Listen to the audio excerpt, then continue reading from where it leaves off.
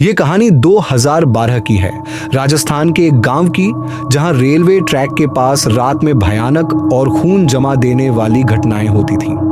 गांव वाले कहते थे कि वहां एक पिशाचनी का वास है जो लोगों को बेरहमी से मार डालती है। रघु 25 साल का एक युवक इन कहानियों को झूठ मानता था। दोस्तों की चुनौती पर उसने आधी रात को रेलवे ट्रैक पर जाने का फैसला किया। रात के 2 बजे ठंडी हवाओं के बीच वह ट्रैक के पास पहुंचा। चारों ओर गहरी खामोशी थी। जैसे ही उसने ट्रैक पर पहला कदम रखा, अचानक हवा इतनी ठंडी हो गई कि उसकी सांसें थमने लगीं। तभी उसने महसूस किया कि उसके पीछे कोई खड़ा है। डरते हुए उसने पलट कर देखा। वहां एक औरत थी, सफेद साड़ी में, जिसके लंबे बाल उसके चेहरे को ढके हुए थे।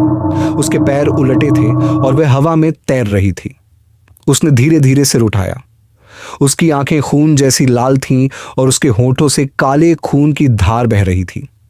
उसने ठंडी गूंजती आवाज में कहा, तुमने मेरी शांति भंग की है, अब तुम मेरी तरह मरोगे।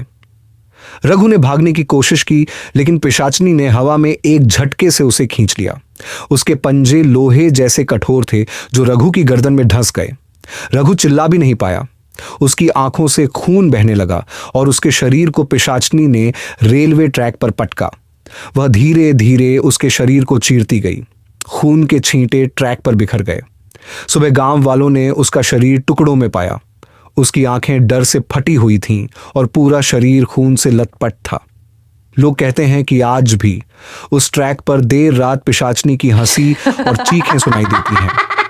कोई भी इंसान जो उस रास्ते से गुजरता है वापस नहीं लौटता।